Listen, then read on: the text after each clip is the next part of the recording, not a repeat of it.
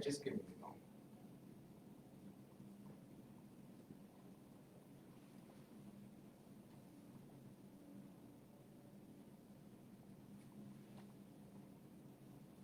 And you're live. Good morning, and thank you for joining us together as we will recognize World Elder Abuse Awareness Day. I'm Brad Spooner with the Nepean, Rideau, and Osgood Community Resource Center, and today is an official United Nations International Day acknowledging the significance of elder abuse as a public health and human rights issue. Since 2006, communities throughout the country and around the world have honored this day to raise the visibility of elder abuse by organizing events to share information and promote resources and services that can help increase senior safety and well-being. I would like to welcome co-authors of the book Elder Abuse. You have a role to play, and I'll just bring it up a little closer here for you to see. John Johnson is a retired lawyer who spent 42 years in the practice of law, where he was the leader of the estate administration practice, and in the later years of his practice, he was extensively involved in cases relating to elder abuse. His community work consisted of being the vice chair of Elder Abuse Prevention Ontario, and he also chaired the Elder Abuse Committee at the Council on Aging. Sabby Duthie is a trained lawyer and a retired owner and operator of retirement homes in Ottawa and Brockville, where she administered the care of the elderly. She has a strong passion for the well-being of the older person and believes that the older person needs to have a voice. Welcome, John and Sabby. Thank you. Thank you. Great. I'm sure that many of you will have questions. So what I would ask is that you put any questions in the chat box, and at the end of after we interview John and Sabby, we'll have a chance to get to some of your questions. Certainly not all of them, as it all depends on the number that are actually in the chat box. But if you would prefer, you can send me your questions at bspooner@nrocrc.org, and I'll make sure to be able to get some answers for you on those questions. And of course, for those wanting to purchase the book, Elder Abuse, You Have a Role to Play, is available on Amazon.ca. And if you happen to have a Kindle account, I believe it is $4.99. So very great read, very informative, and I'm sure you'll enjoy it. So again, Sabby, we're going to get to asking our authors here of the book some questions, and we'll probably be somewhere about an hour, maybe to an hour and 15 minutes approximately. And so we'll get started with Sabby. What prompted you and John to team up and write this book? Well, John and I, we both share a great passion with respect to making sure that our older individuals are cared for and respected in our community. And we really need to bring the conversation concerning elder abuse out into the open. And one of the issues that John and I found is that 7 out of 10 cases of elder abuse are never reported. We have great level of respect for everyone that works in the community with respect to looking after our elders. But both John and I, we sat down and we said that there's more that can be done. And the best way to do that is to bring the conversation out into the open. We don't have all the answers, but if we have a conversation, we're going to get there. So that was really the main motivation, right, John? Yes. Yeah. The my history was as a lawyer, and I was in my later years dealing with older people, not unlike myself. And so I found that I really related to them. I love old people, and so I'm very much on their team. I'm a boomer, you're a boomer, and we're gonna look after you. But what I was finding was that people would come into my office, usually with a relative who had the problem being abused, and we'd spend some time working out a strategy. And then I said, well, now we'll go and meet the abuser. Where does he or she live? Normally, it's in my house. Right. So, and so we'd go, and we'd have a conversation already planned out. I'd know all the answers to all the questions, and then we'd sit down and include the abuser. And so after a certain amount of conversation, I convinced, I would say in 75% of the time on my first run, to ask the abuser to leave and to stop doing what he's doing. And he did. And I attribute that to their character. They just didn't, they were part of the family. The really interesting part about this business is it's mostly family. 91% of all abuse cases are family. Right. And so there's two things at work. One is the abuser who's trying to take some property. Usually it's a financial issue. And the abused who's trying to resist it, but it welcomes company. And once the relationship is established and the money starts disappearing, the welcome mat gets yanked, and that's when that can be. Right. So why are older people, seniors, so reluctant to report abuse, John? Yeah, they're reluctant for a variety of reasons. If it's a son or a grandson of an older person, there's a real resistance to any reporting, which would bring so-called shame on the family. And then and they also worry about what the reaction of the person who's a parent or an uncle or an aunt there would be some, what the reaction's going to be. After all, you just had my son arrested or whatever is going to happen. So the first resistance is to not bring shame on the family. Second is not to bring embarrassment to yourself because you've allowed this to happen. You were duped by the complimentary message at the beginning, but now you realize you've made a mistake, and they wouldn't normally just by themselves withdraw from it. So our job is to start that conversation. Right, right. And Sabby, as a previous retirement homeowner, did you also experience some of this reluctance in the retirement home settings? In my own particular situation, we were family owned and operated. So we created an environment where we openly talked about pretty much, we were open, it was transparent. So we had a very strong level of trust. I believe, based on my other research, is that in institutional settings, most individuals are reluctant to report it because of lack of trust. They don't feel that they can trust the institution. So therefore they're not willing to report it. And and unfortunately we've seen with COVID the lack of trust that most people now have with respect to institutions. So I think that's one of the bigger factors is the lack of trust. Right, Trust right. is very, very important. Yes, for sure. So we all think of, when we hear the word abuse, whether it's child abuse, whether it's elder abuse, we all automatically think of physical abuse. But there are certainly many other types of abuse. What are some of the other prevalent forms of abuse? In our book, we talked about 5 main types.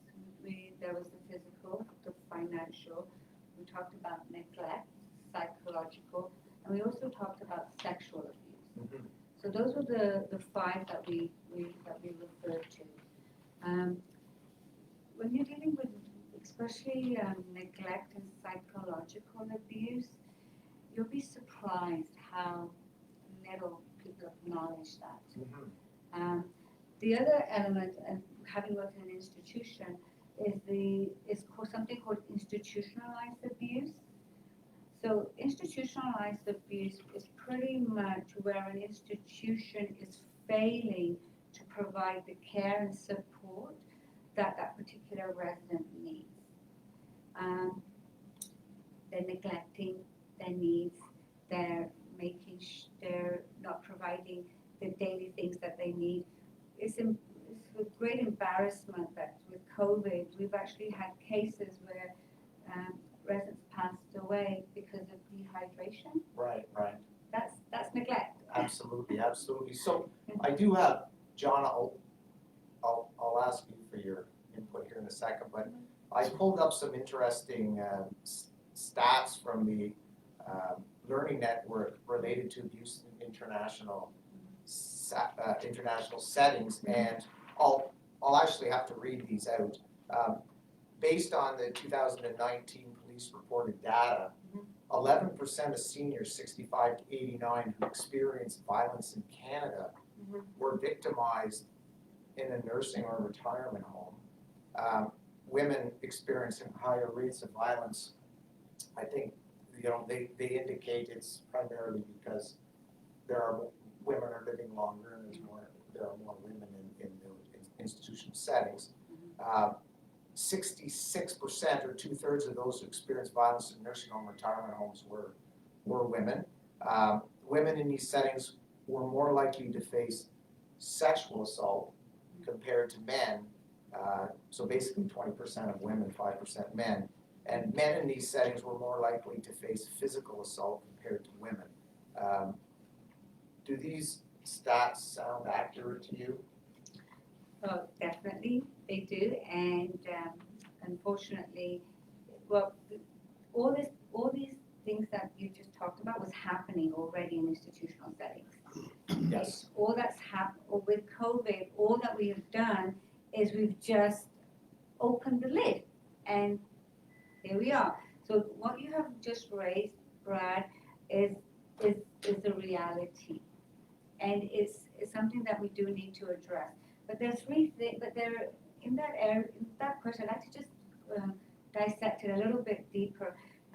So you've got institutionalized, which we talked about, institutional abuse, where an institutional fails to provide the care needs for that resident. You've also talked about women there as well. So when we talk about elder abuse, it's very important to look at it through the lens of a woman as well, and because there are different needs, there are different considerations that we need to take into account.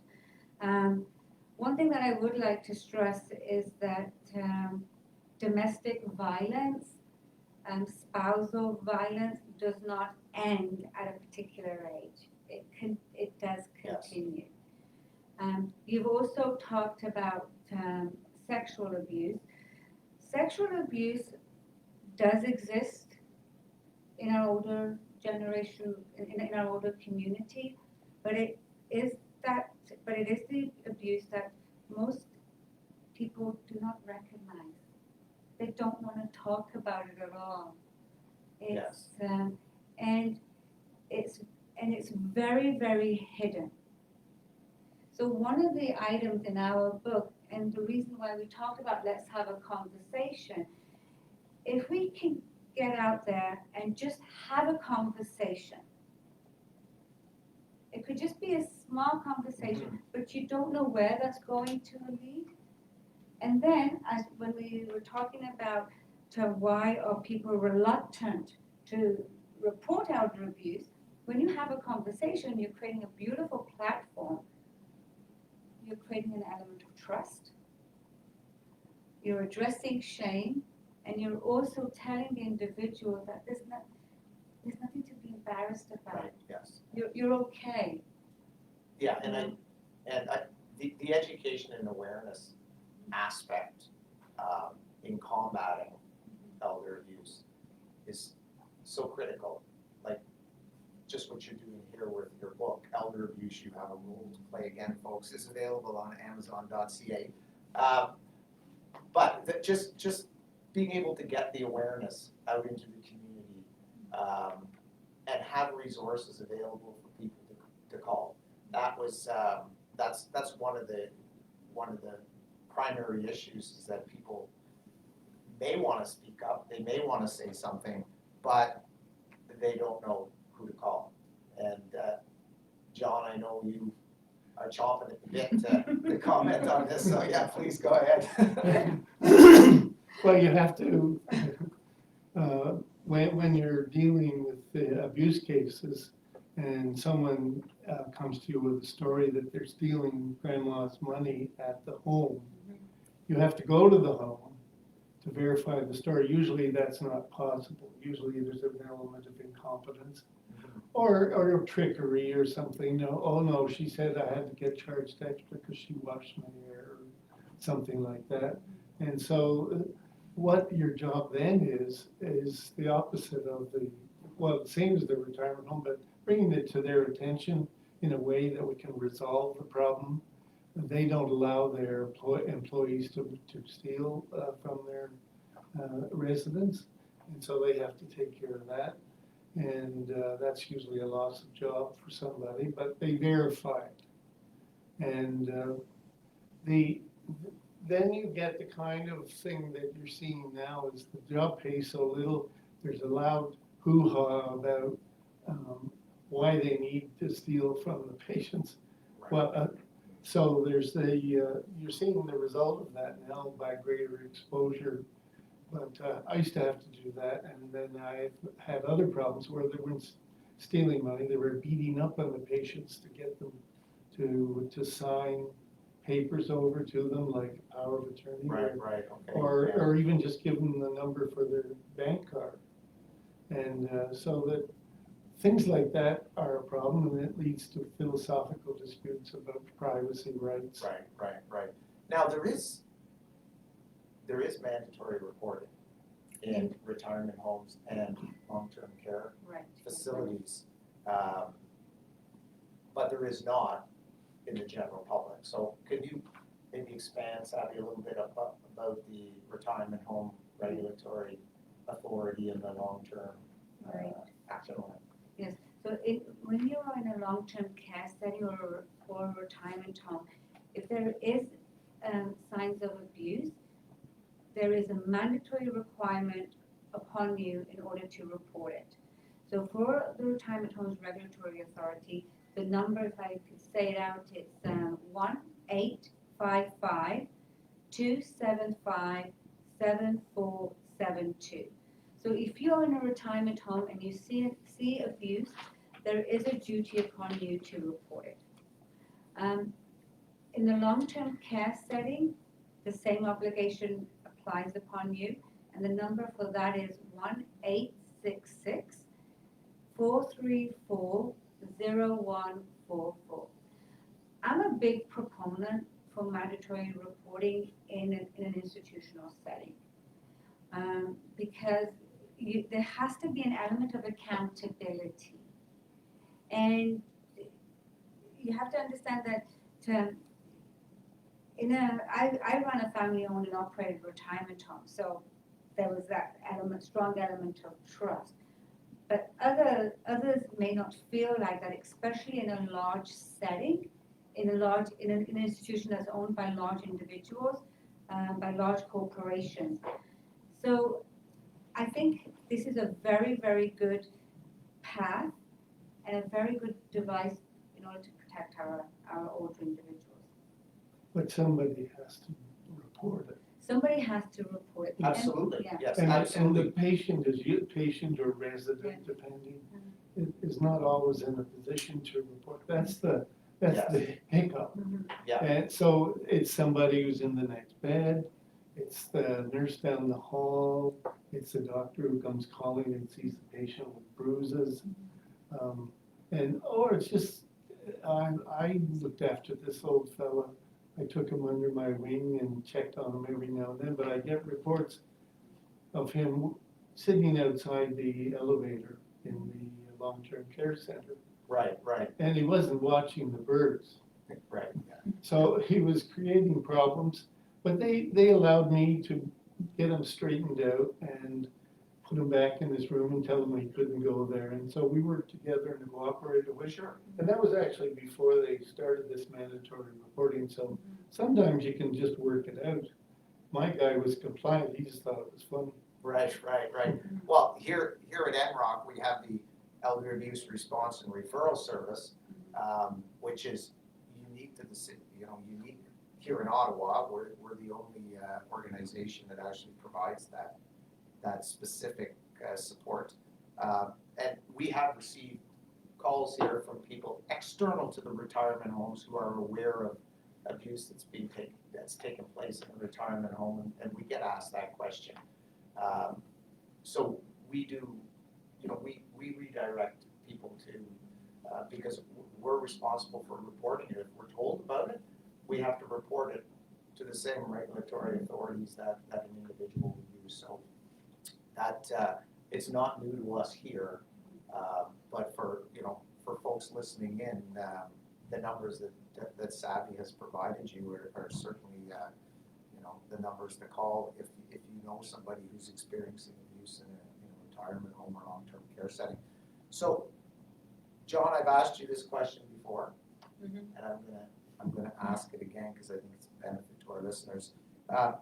Do you feel mandatory reporting is needed outside the institutional setting? That sort of gets you into different swimming pool. The difficulty with mandatory reporting outside is that there's no structure for it. There's no in the sense of who gets to report what about whom, and it's not as well supervised in the way or regulated, so that if one person has an axe to grind with another person, sometimes that'll get reported. I can tell you that I can think of examples right now between relatives who have heard from their father that the building he was going to give to A brother is now going to B brother, and then of course B brother reacts, and there's all these stories told. You need a structure for all of it to receive it, investigate it, and stop it. But I think that public should be encouraged when they see it. That's what we're doing. We're doing it, and all you have to do is buy a book. Yeah, of course. And the money for the book goes to elder abuse. It doesn't go to us. So I feel comfortable in saying things like that. But the important part about this is there should be people on the lookout. It's a community occupation. Right. If you know how persons are living next door and you've known them for years, and then all of a sudden there's another person living with them, and so that's a context where you can go over and find out at least what's going on and encourage that person to report if there's anything out. And you can also satisfy yourself that everything is okay. Right. We could probably talk about when we know everything is okay or not. Right, yeah. Well, again, I think the theme that we're hearing, at least related to this question, is educational awareness again. Yes. People need to know about it. They need to know it's an issue. They need to know our population is aging, that, elder abuse will always be there. And the more people that have their ears and their eyes open, the better it's going to be for victims of abuse. The good thing is there's no whistleblowing legislation and no penalty for reporting. So if you make a mistake and you were wrong about this because the guy was wallpapering the house for 3 months, then you're going to, there's no penalty for being nosy is what I always say. Yeah, and that's an extremely good point, because that, but like in most situations, the number one fear for people is, well, what if I'm wrong? I reported I'm wrong. What's going to happen to me? Will I get in trouble? And the answer to that is no. You're not gonna get in trouble, you haven't done anything illegal, you thought something, you were looking out for the best interest of somebody, and that's it, that's all. I never saw anything like penalty for reporting Right. in 40 Right. years. Yeah, and that's great.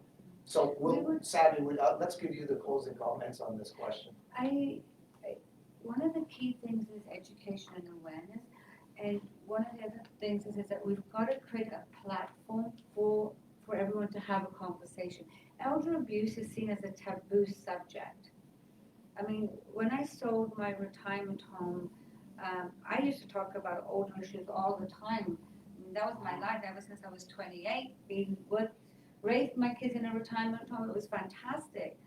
And then nobody really wanted to talk about the issue. And I was like thinking, oh, this is weird. I felt like it was a totally different world. And nobody really wanted to talk about older issues. And then my daughter said, well, Mom, you're living in a different world now. You're not surrounded with older individuals all the time. And then when I did raise the issue about elder abuse to others, there was a level of uncomfort. They felt uncomfortable. They didn't really want to talk about it. But it's not a taboo subject.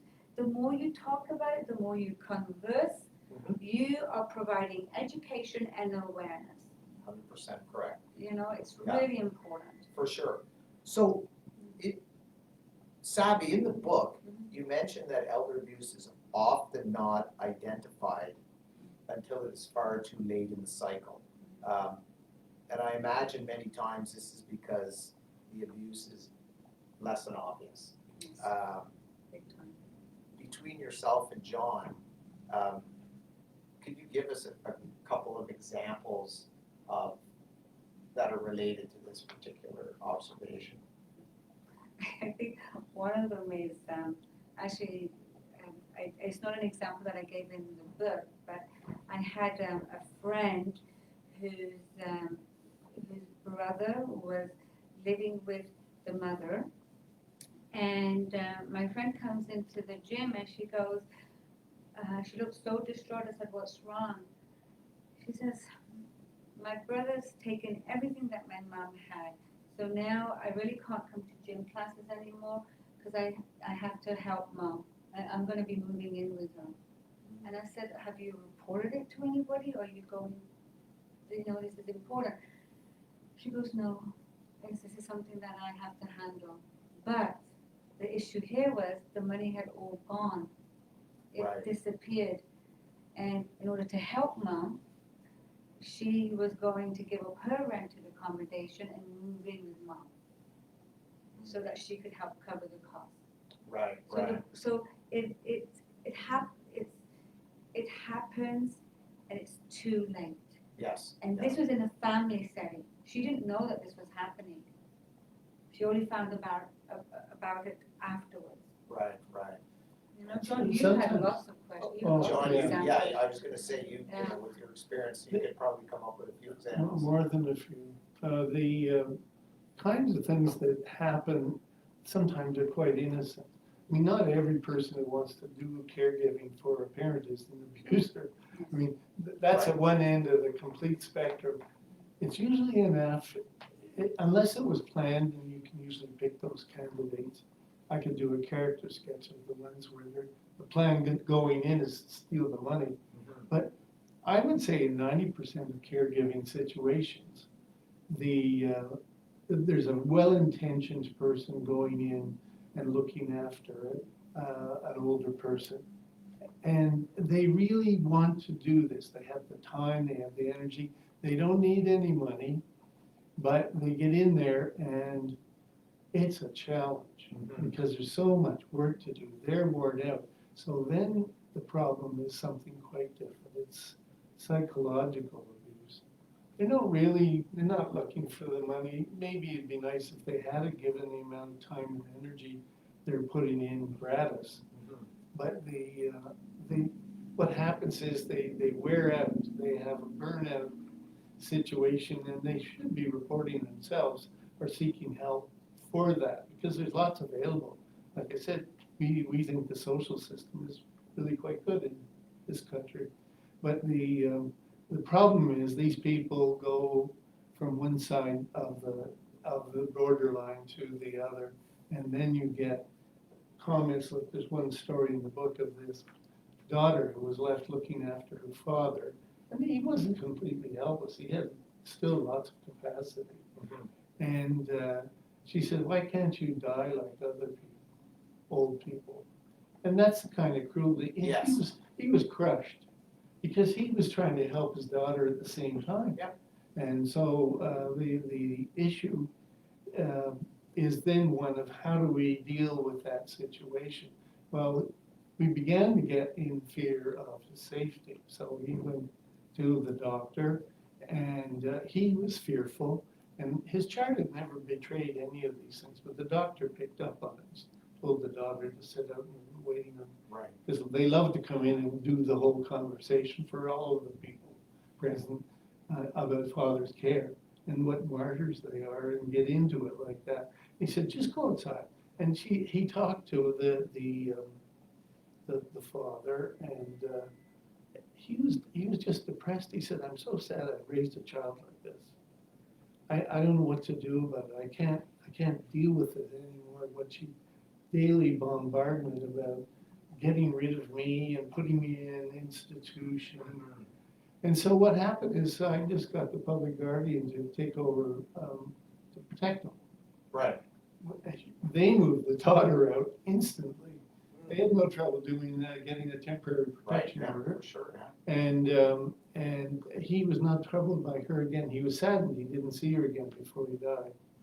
But he was not troubled by the peace and quiet that it brought. Because he was still an intelligent man with intelligent thoughts, and he wasn't reacting in a crazy way.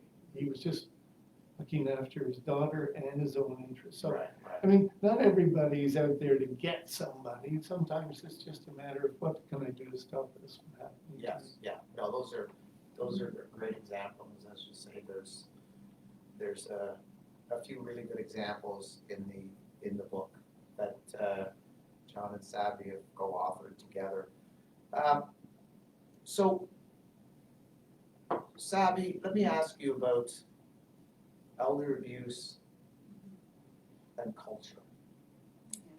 Because, you know, Ottawa's very diverse, Canada's very diverse.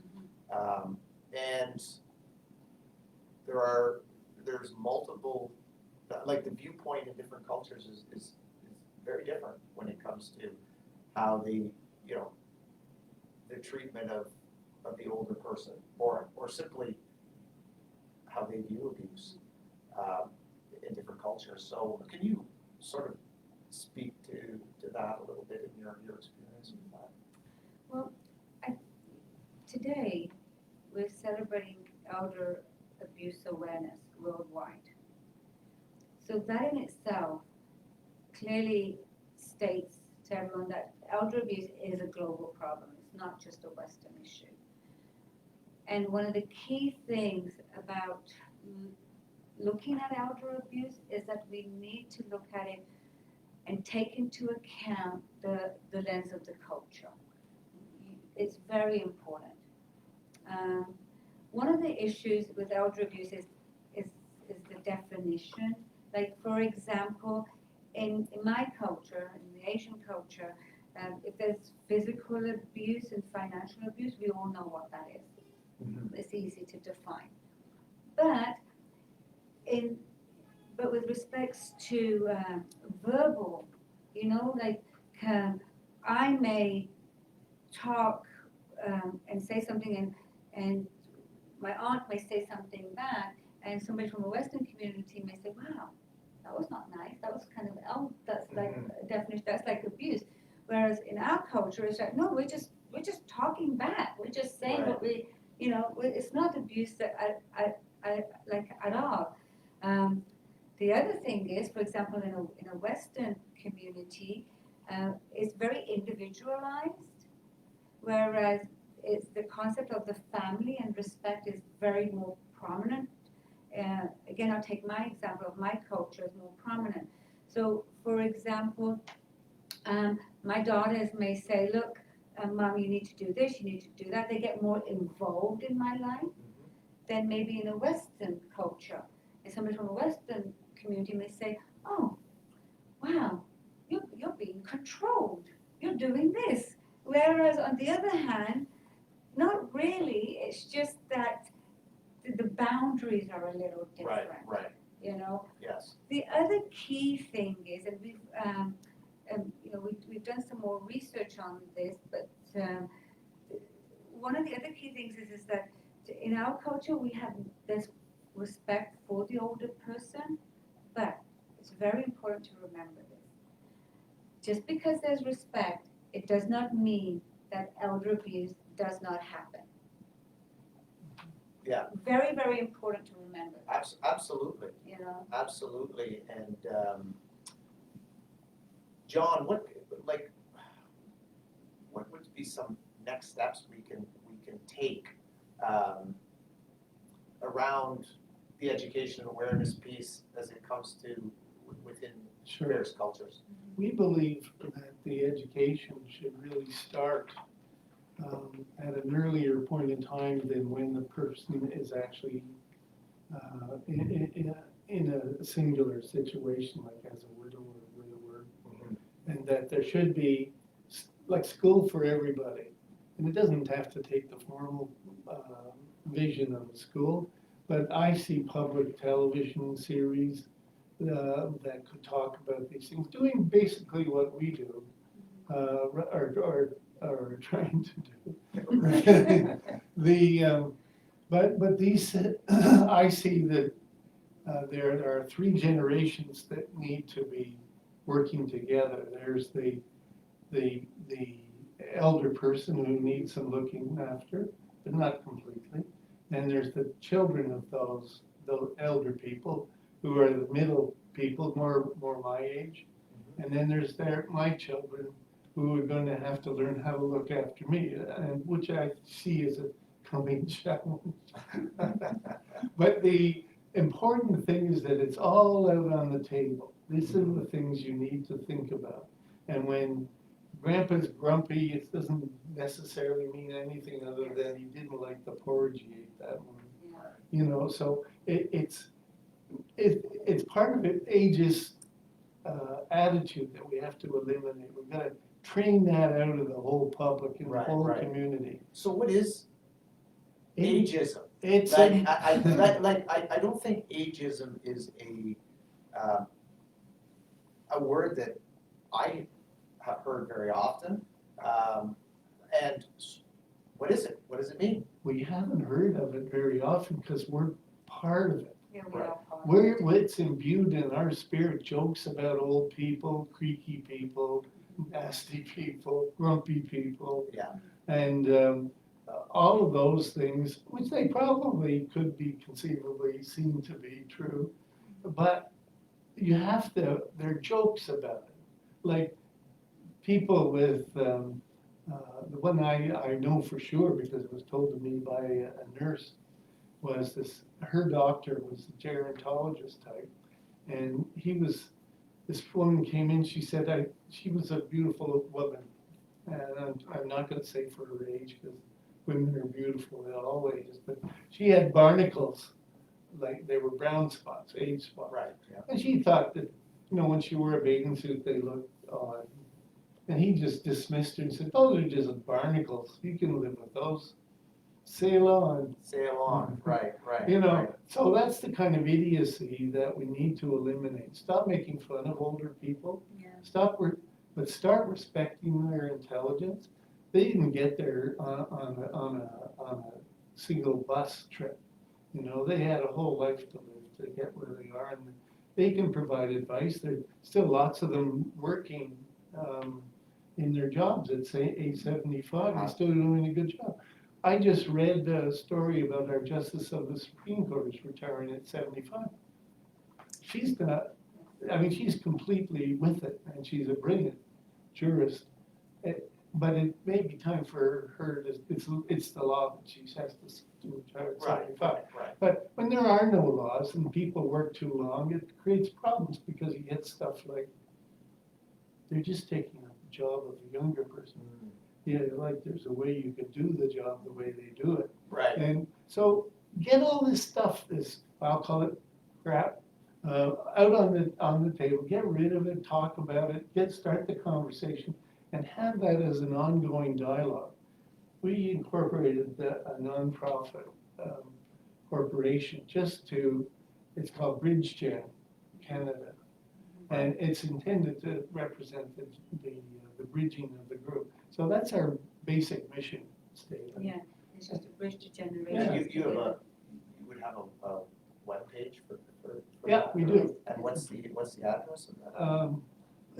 www.bridgegencanadacentre.com. Great. Now, one of the things with ageism is that we're talking about older individuals.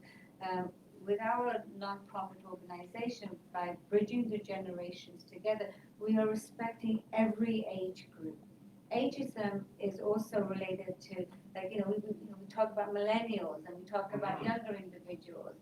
So what we're advocating here is that we want to have a conversation. In order to have a conversation, it means that there has to be some element of freedom to speak and respect for each generation. Right, yes. So ageism is something that needs to be addressed. Yeah, and I'm a believer in it being addressed as you stated, John, in our earlier generations. And there's a lot of there's a lot of movement now towards intergenerational programs, social programs, social activities where you can bring the various age groups together, and I think it's a wonderful learning experience for everybody. And I mean, you just have to look at someone like David Suzuki and Dr. Fauci in the States, who are in their 80s and they're still going strong and contributing more knowledge than I'll ever have. So there's a lot of wisdom and knowledge to tap into for sure. And in the school system is another avenue to have a conversation. Our young children of today, beautiful minds. Wouldn't it be great to have the youth and the wisdom connected? Yeah, for sure. Yeah. So we're talking a little bit about obviously we're moved a little bit into a discussion around activities and programs a bit. So I know that you do mention social isolation Yes, we do. in your book, and how it perpetuates abuse. So, John, do you speak a little bit about that? But also, I'd like to ask you the question: do you feel that our funders, whether they be private funders or funders at the government level, fall short in funding programs and activities that would support the reduction of social isolation? Well, I believe that's absolutely true, and I believe that's an ageist concept on behalf of our government to say, well, we're not gonna have to do this forever. We haven't got the money, and I've seen funding recently, I won't say which organization it was, but they had their funding, and they do really good work, funding shot by 30%. And why? Why? Right in the middle of a pandemic when everybody needs some extra money to keep the movement going forward. I mean, didn't make any sense to me. But just to get back to your point on social isolation is the problem, and you have to include in the educational side of things what that could possibly entail. That should be part of your program. But it's also the result often of the ageist attitudes of those people they're losing their minds, they can't do anything anymore. So what you get is a massive state of depression of older people who feel they can't do anything. And where they're getting it from is from all the people out there telling them that they're useless or that they're fragile or you're just going to make me work or something like that. It's gotta be a different view of what able, people, older people, can still contribute to society. And an acknowledgement maybe by the older people that there are things they cannot do, and they're willing to hand over the reins to the extent that it's necessary when they think it's a good idea. But it's the depression that it throws in people. They are desperate because they are alone, and they don't feel like anybody out there is welcoming to them. So Right. that part of the equation really has to be built up, and I cannot see why that would be so expensive within the context. The government doesn't have to fund everything. No. Having a picnic is not a government expense, but maybe it's something that a family could undertake amongst all of the cousins or something like that, and have everybody together. Those used to be things that I enjoyed back in the years ago. Right. And I really thought that that was part of my life, and I know that even with my mother, who lived to be 91, she still talked about her picnics when she was then, and she made butter tarts and sausage rolls, and all the kids ran around. It's like a family day, and it was just in somebody's backyard. Yeah. No big deal, no coliseum, no sliding thingies, and no swimming pools, just kids running around with a game. Yeah, and my bet would be, if you asked 100 people, their number one response, we don't have time. Yeah. To organize a picnic. John, like one of the key things with social isolation, which you expand a little bit more, is that it's a big seed for creating an environment for elder abuse, right? Yes, absolutely. Because social isolation is just, there's not many people around you. So when there's not many people around you, right, John? We Mhm. talked about that a lot. I really, It's like an incubation, Absolutely. just waiting to happen. And people who see it, a situation where a person is alone and old, you wouldn't believe how receptive they are to a knock on the door. Hi, I'm living next door to you now, just thought I'd check in. You ever need anything, call me. This is my phone number. They use some other numbers you might like to call, and you find out a little bit about them, and you can offer to cut their grass or whatever. My mother was extremely well served by older gentlemen Right. cutting yeah. her grass. Yeah, for sure. And yeah, I mean, that's, we just have to, I mean, most people are friendly. Yeah. But most people are a little reluctant to go knock on somebody's. It's door, that right? one piece extra. Yeah.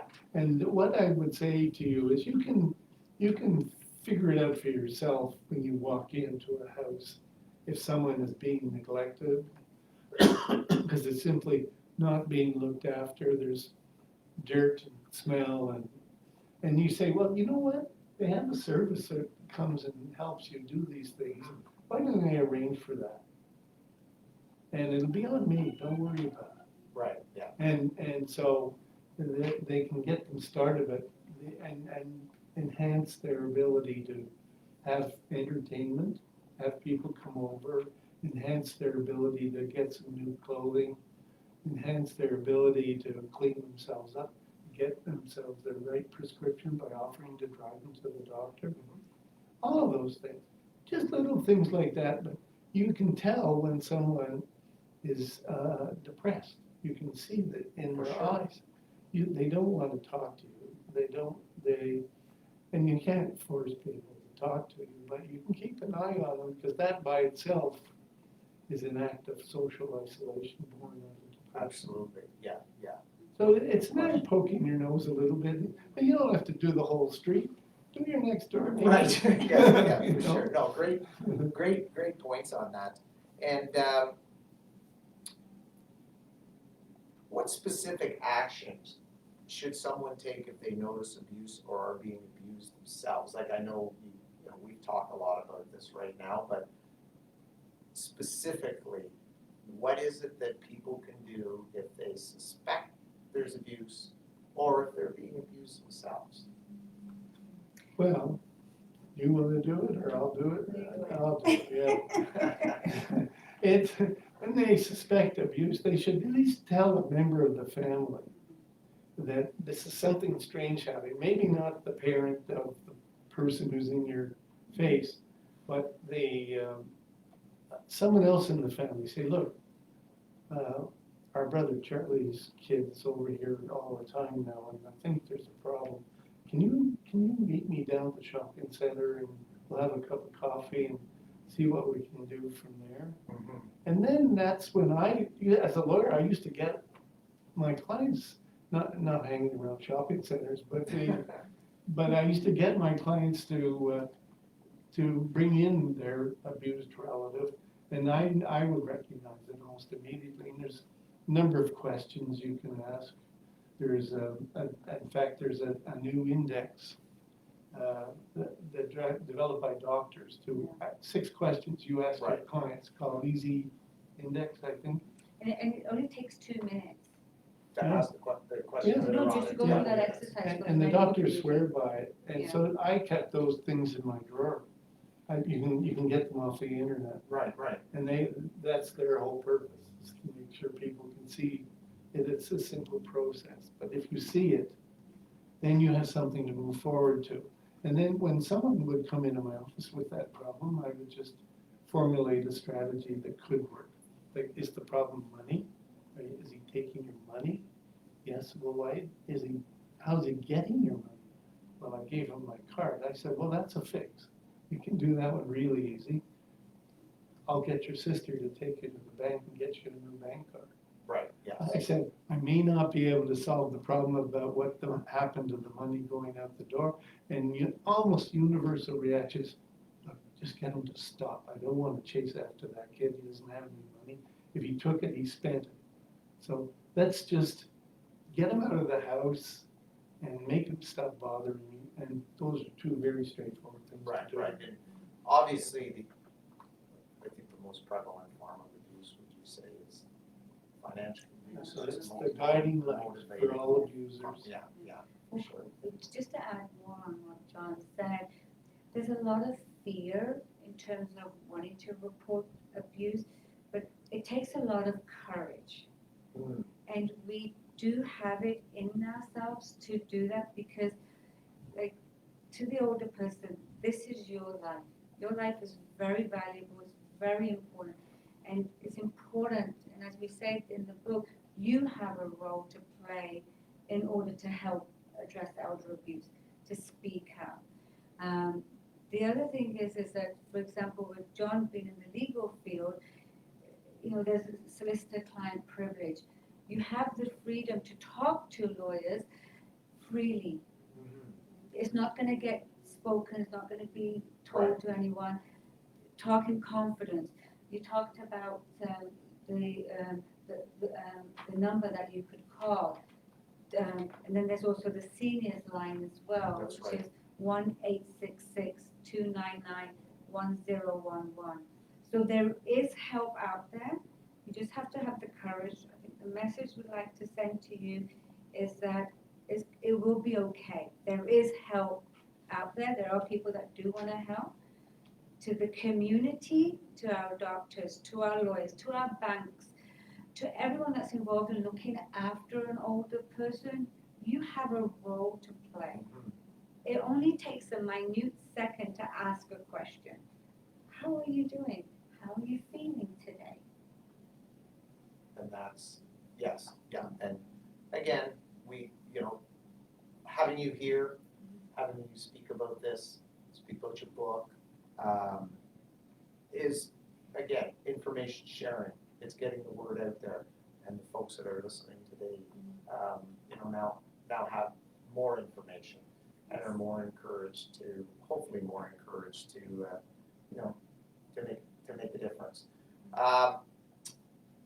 And in Ottawa, obviously, here at the Peter-Mary-Osgood Community Resource Center, we do have the Elder Abuse Response and Referral Service.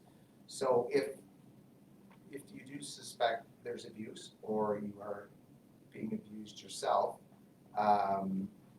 you know, you can connect with us here at 613-596-5626, or you can send an email to info@nrocrc.org, or as I alluded to earlier, you can send me an email at bspooner@nrocrc.org.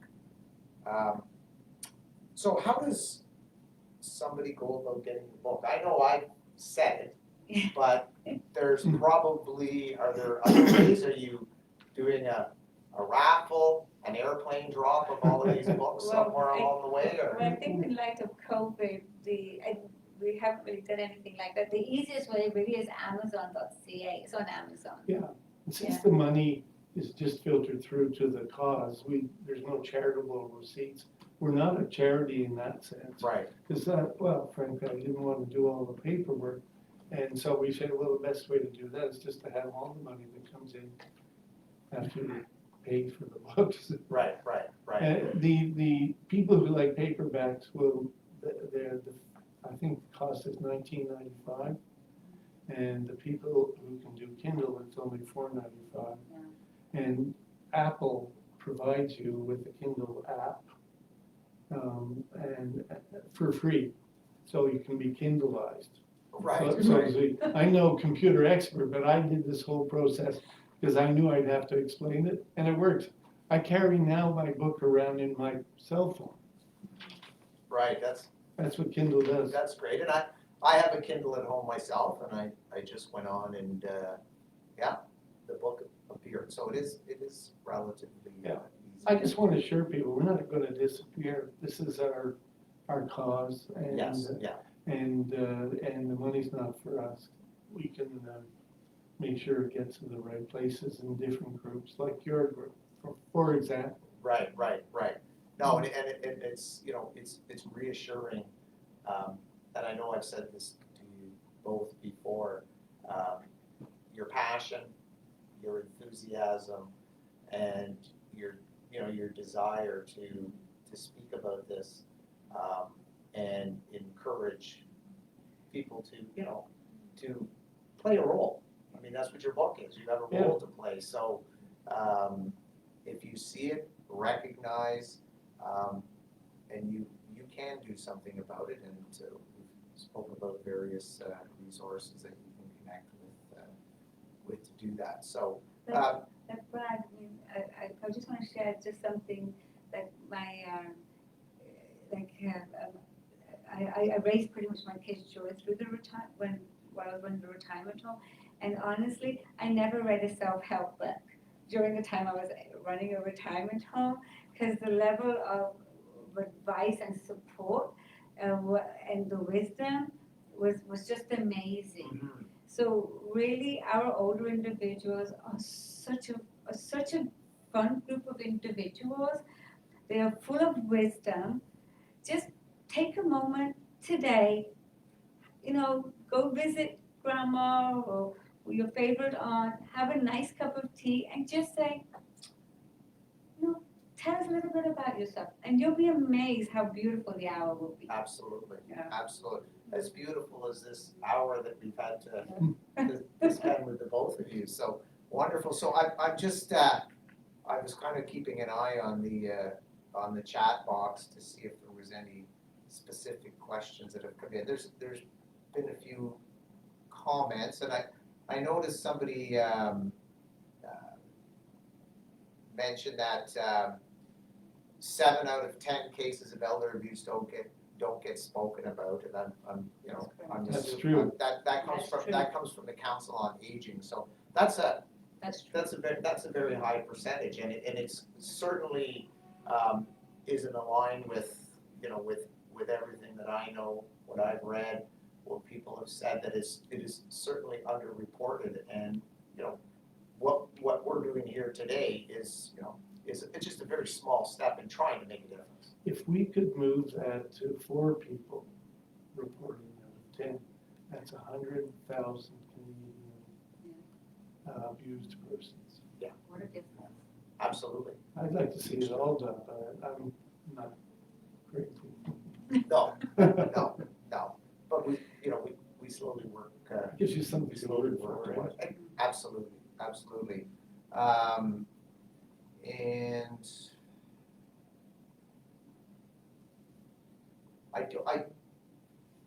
there's lots of good comments. I can see the comments. I have our IT helper here who's, this makes it a little easier for me now to scroll.